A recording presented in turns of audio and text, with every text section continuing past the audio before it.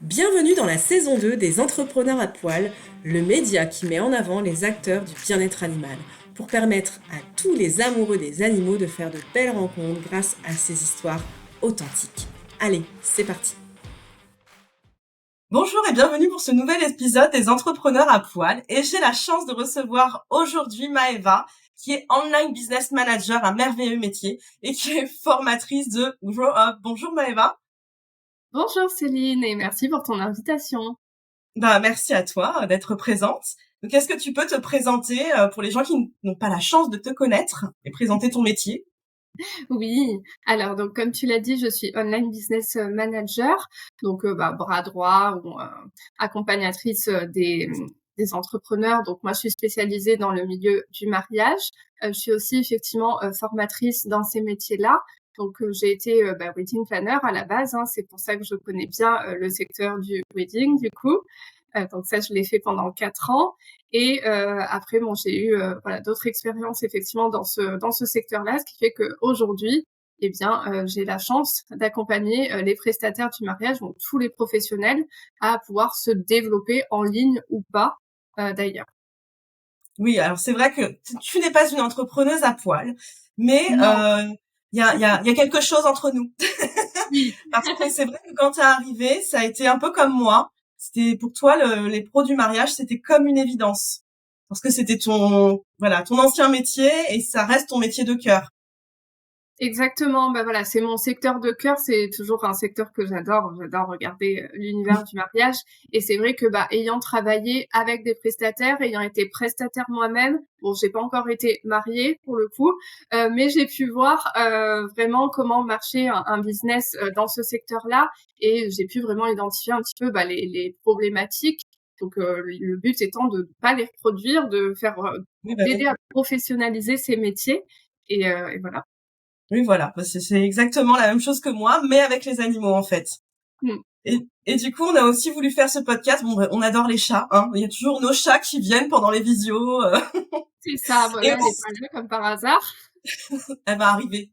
Et puis Sûrement. oui, on a aussi remarqué une certaine tendance dans les mariages d'inclure les animaux de compagnie. Et je me souviens de mon interview avec Clémentine d'Osmose Academy, où elle me disait que en plus c'était une surprise, donc l'organisation ça a dû être l'enfer, où il y avait des chiens qui lui faisaient une aide d'honneur et il y avait son chien à la fin.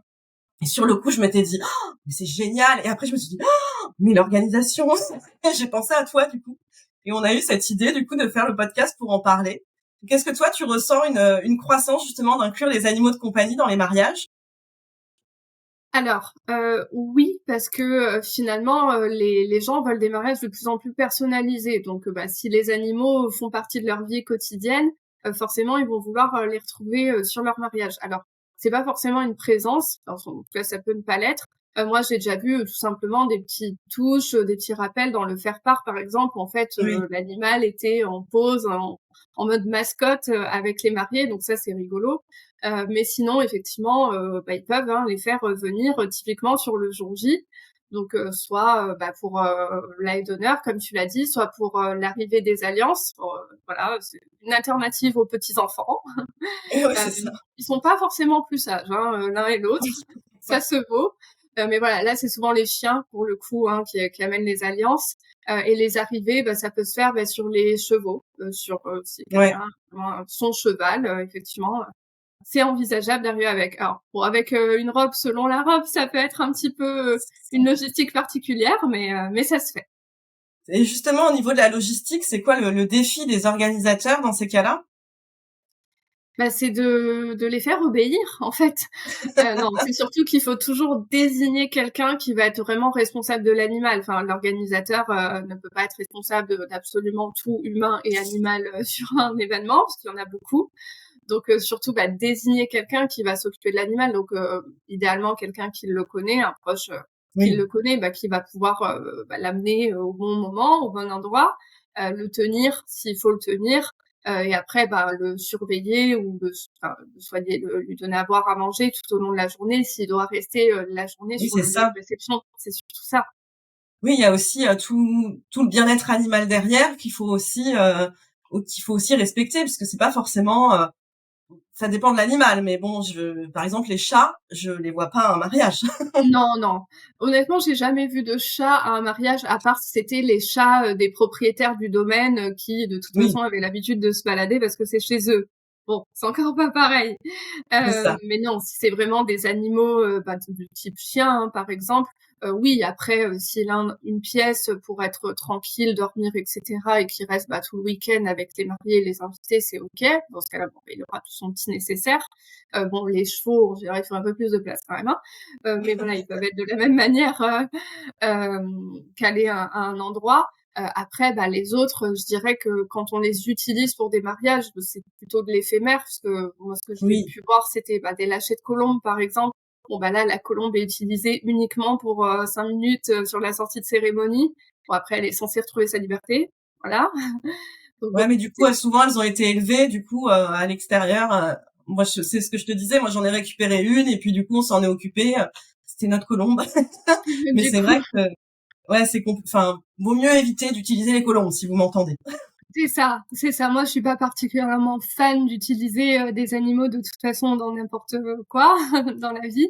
Donc oui, mais bon, effectivement, ça se fait. Et après, bon, si c'est des chevaux, si c'est par exemple une arrivée en calèche, bon, ça se fait plus trop. Hein. C'était la mode il y a quelques années, mais sait-on jamais. Bon, encore là, c'est des animaux qui ont vraiment l'habitude de balader des gens comme ça. Ça dure pas très longtemps, donc ça se fait. Bon, ça se fait sur une courte distance hein, quand même. Hein.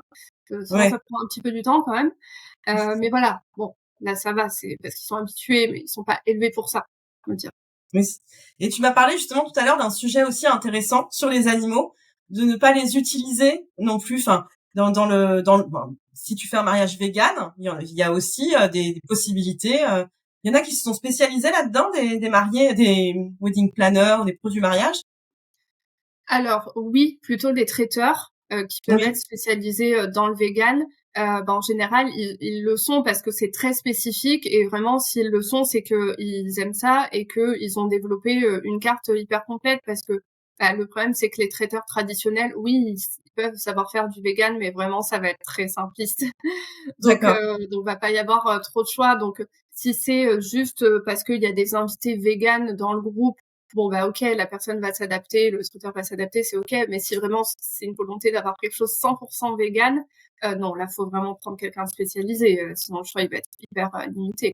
Oui, c'est ça, parce qu'il y a pas que la nourriture, il y a les habits, il y a les vêtements, enfin, il y a les chaussures, il y a tout ça, quoi. Ouais, aussi effectivement. Après, oui, il y a des personnes qui confectionnent des vêtements, des chaussures, hein, comme tu l'as dit, des petits accessoires qui font en sorte de pas utiliser les animaux. Donc ça, c'est vraiment plutôt cool. C'est vrai que ça se démocratise, donc c'est bien. Et après, ce qu'on peut retrouver aussi de vegan friendly, on va dire, c'est éviter d'utiliser du miel, par exemple, sur les petits cadeaux invités. Enfin voilà, ça va être des petits détails qui font qu'aujourd'hui, on a vraiment des alternatives pour pas utiliser ni d'animaux de compagnie, on va dire, ni de Oui. produits animaux, quand même. D'accord, ok. Et donc toi, dans Grow Up, tu as dit que tu étais formatrice. Qu'est-ce que tu fais comme type de formation? Alors, donc j'interviens auprès de futurs professionnels du mariage. Donc en général, c'est des wedding planners, designers ou officiants de cérémonie. Donc moi, j'interviens sur la partie plutôt confection d'offres finalement, pour les aider à un petit peu euh, euh, confectionner leurs produits, tarifer, etc. Et puis après, sur la partie vente et relations clients. Donc aller D'accord. prospecter, conduire un premier rendez-vous découverte, soigner ses clients jusqu'au bout et essayer de fidéliser. Bon, dans le mariage, on fidélise pas comme on l'entend, disons, mais les personnes en général peuvent refaire appel à des prestataires pour après des événements enfants, de famille, etc. Donc oui, on peut quand même fidéliser dans ce secteur-là. D'accord. Et quelles sont les valeurs que tu veux transmettre à travers ton entreprise? C'est vraiment la bienveillance. Déjà, je sais que c'est un peu bateau hein, tout le monde dit ça Ouais, certainement, je le dis aussi, mais mais voilà, mais c'est vrai. Et puis vraiment, enfin la transparence en fait. Enfin moi, je suis pas là pour vendre du rêve, dire que oui, tu vas gagner, je sais pas combien de cas par mois le mois prochain parce que tu as décidé de lancer ton entreprise parce que le mariage c'est ta passion. Non, ça se passe pas comme ça. il y a quand même une très forte dimension où t'es chef d'entreprise aussi, et ça, personne ne naît avec, hein, tout le monde l'apprend ou l'apprend pas parce que ça l'intéresse pas, et a envie de le développer à plus grande échelle ou à moins grande échelle en fonction de ses objectifs. Ça, c'est vraiment propre à chacun. Donc c'est vraiment transparente en fonction de la réalité du terrain, de la réalité du marché, et puis essayer de faire en sorte que une personne trouve son projet, confectionne son projet en fonction vraiment de ce qu'elle a envie, de ses possibilités, et pas de ce qu'il faudrait faire et de ce qui la fait rêver, parce qu'il y a des acteurs qui ont réussi mieux que les autres, entre guillemets. Oui. Puis parfois, c'est éphémère en plus. En plus. En plus. Il y a aussi une valeur que tu as, mais je suis comme toi. Au début, je n'en parlais jamais. C'est la fiabilité, parce que c'est tellement normal pour moi que j'en parlais pas. Et c'est Elodie. Bonjour Elodie, qui m'a dit ça, qui m'a dit non, ta qualité aussi, c'est que t'es très fiable. Et j'ai dit c'est normal. Genre si je m'engage dans quelque chose, je m'engage en fait. C'est comme ça. Ah ouais, pareil. Moi, respect des délais, engagement, je pense que c'est vraiment le truc sur lequel je déroge pas. Alors, je dis pas, des fois, ça arrive d'être un peu en retard sur une livraison, quoi que ce soit. Tu préviens les gens, ils le comprennent, c'est pas un souci. Mais au moins, tu communiques, t'expliques pourquoi, t'expliques comment, tu débarques pas comme une fleur en mode voilà, j'arrive après la bataille et en plus, je t'impose mon style. Ça, c'est pas possible. Et puis non, payer les gens correctement, au bon délai et tout. Non, alors ça, par contre, je déroge pas. Je paye même en avance. Et d'ailleurs, prévenir en amont, ça me rappelle une anecdote j'étais en clinique vétérinaire à l'époque, et il y avait un monsieur qui avait commandé un paquet de croquettes, et en fait, on avait oublié de le commander. Et donc, ma collègue me dit, faudra lui dire. Et je lui dis, attends, il va pas arriver, et on lui dit quand il arrive, on va le prévenir. Elle me dit, oui. Il est pas sympa, vraiment. Je fais, non, attends, il y a pas de ça. Donc, j'appelle le monsieur, il était trop content, il m'a remercié, il m'a dit ça pouvait arriver. Et après, elle m'a dit, t'as réussi. J'ai fait, en fait, juste les gens, il faut les prévenir en avance qu'on a fait une erreur, et il faut être transparente sur le fait que oui, on a fait une erreur, quoi. C'est ça, les boulettes, ça arrive, mais en fait, j'ai envie de dire, faut avouer à moitié pardonner, quoi. Exactement, ouais. Et toi, quels sont tes projets? Est-ce que tu as des défis entrepreneurial? Bon, est-ce que tu as des défis à venir? Ah, comme tout le monde. Non, mais déjà, le défi, c'est pas de survivre, mais non, trouver un bon équilibre vie pro, vie perso. Je pense que ça, c'est important. C'est aussi pour ça que j'ai décidé de quitter le salariat, entre autres, pour pouvoir quand même gérer mon temps. Et là, c'est vrai que j'ai été un peu prise de court parce que beaucoup de projets, donc je serais contente, hein, parce que ça veut dire que je suis utile, je me rends utile et j'ai des résultats, donc tant mieux. Mais là, l'idée, ça va être de retrouver vraiment un équilibre et pas travailler tous les week-ends comme avant, parce que sinon, je retourne faire des mariages, quoi. Qu'à faire? Oui, c'est ça, exactement. C'était pas l'idée. Donc ça, et puis en fait, avoir la possibilité de me créer, si tu veux, mon quotidien comme je le veux, et un peu ma fiche de poste comme je le veux. Je pense que ça, c'est vraiment quelque chose qui me tient à cœur. Et pas me dire, non, toi, t'as ce poste, il est écrit comme ça, donc tu fais pas cette mission, c'est pas écrit dans ta case, quoi. Ouais, c'est ça. Non, voilà. Et d'ailleurs, c'est à ça que ça sert, parce qu'on fait partie du même mastermind, au BM Squad, et justement, il nous aide à trouver le bon chemin, alors selon notre niveau aussi. Et toi, là, t'en es là, bientôt, tu vas sûrement être accompagnée. T'as déjà une assistante virtuelle, peut-être, ou t'as... Oui. Ouais, effectivement. Ouais, apprendre à déléguer. Ouais, alors ça, franchement, je l'ai fait dès le début, parce que dès le début de mon lancement, où je me suis remis à temps plein sur mon activité, je l'ai prise parce que je commençais à passer des soirées à faire mes posts Insta, et je me suis dit, non, là, je peux pas, hein. Et en fait, en attendant, je prenais plus. Ça me freinait sur ma limite pour prendre des clients, parce que je devais faire ça. C'est ridicule, c'est pas l'idée. Donc non, je me suis dit, non, tant pis, je fais cette dépense, cet investissement, du coup, pour récupérer du temps et en efficacité, parce qu'en plus, à un moment, ça me gonfle, quoi. Et j'ai besoin d'avoir du recul, où on me dise, oui, ça, c'est une bonne idée, vas-y, on le fait. Enfin voilà, me donner un peu des conseils là-dessus, parce qu'à un moment, on peut pas tout connaître, tout savoir, avoir envie de tout faire et avoir le temps de tout faire. Ouais, exactement. Bon, en tout cas, je suis très fière de ton parcours. Parce que moi, je t'ai vu évoluer et tout, je suis trop fière de toi. Moi aussi.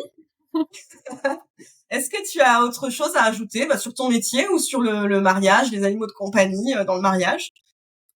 Ouais, effectivement, on voulait parler un petit peu de tout ce qui était organisation. Je peux revenir un petit peu dessus, mais oui, si jamais voilà l'envie en prend à tes auditeurs de faire intervenir des animaux de compagnie dans leur mariage, ou voilà, qui sont des proches à conseiller ou quoi que ce soit, déjà faire en sorte de, encore une fois, communiquer avec toutes les parties prenantes. Donc Oui. demander au propriétaire si c'est ok déjà, voilà, ça va être la moindre des choses. Essayer de voir s'il n'y a pas de danger ou d'allergie ou quoi que ce soit de quelqu'un, en tout cas, voilà, potentiellement un risque pour un enfant ou quoi que ce soit. Attention aussi au transport de l'animal, faire attention à sa sécurité et puis son bien-être. Oui. Le jour J, ça c'est hyper important parce que, enfin, en tout cas, moi chez moi, l'été il fait super chaud quand même. Donc quand on fait des cérémonies à 4 heures et qu'il y a le chien qui doit attendre 20 minutes en plein soleil, voilà. Ouais, c'est ça. Déjà, moi, je voyais un peu rouge. Et puis oui, voilà, faire en sorte, toujours d'avoir un plan B au cas où, je sais pas, l'animal soit pas obéissant, il ait plus envie de faire sa mission le jour J, Oui, bah pas oui, compter que sur lui non plus. exactement. C'est quand même intéressant, quoi. Donc voilà. Toujours, on en revient à, dans tout plan, je pense, avoir un plan B, bien Ouais, mesurer les risques, que ce soit un mariage, un business, peu importe. Je pense que c'est ouais, et vraiment des petits. pourquoi pas inclure des professionnels des animaux, comme on fait les babysitters pendant les mariages, on met des pet sitters, on met des comportementalistes au cas où il y a quelque chose, s'il y a beaucoup d'animaux, je veux dire, mais ça pourrait être pas mal aussi.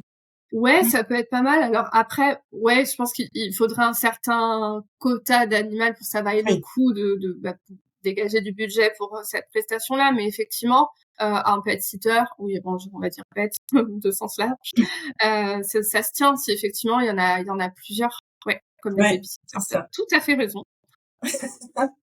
Donc, tu le sais, dans ce podcast, j'ai une petite coutume, c'est de choisir un animal à adopter.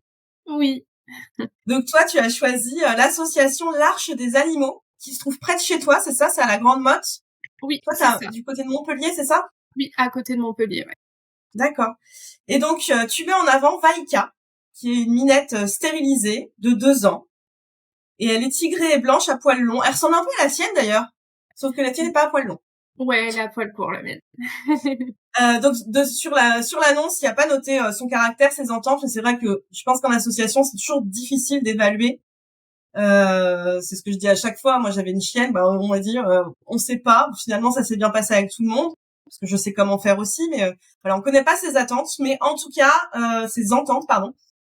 Pour en savoir plus, pour la rencontrer, l'adopter ou aider l'association, je vais mettre tous les liens en description de cet épisode. Voilà. Oui, avec plaisir. Oui, Et elle puis, a trop une merci. belle bouille. Ouais, c'est vrai qu'elle est trop mignonne. De toute façon, je vais mettre sa photo là. Ouais. Bon, écoute, Maëva, merci beaucoup d'avoir participé à ce podcast. Est-ce que tu veux encore rajouter quelque chose? Non, je pense qu'on a fait le tour. Merci à toi, merci pour ce podcast, merci de faire briller nos métiers et ton secteur. Voilà, les deux. Et puis merci pour ta belle énergie.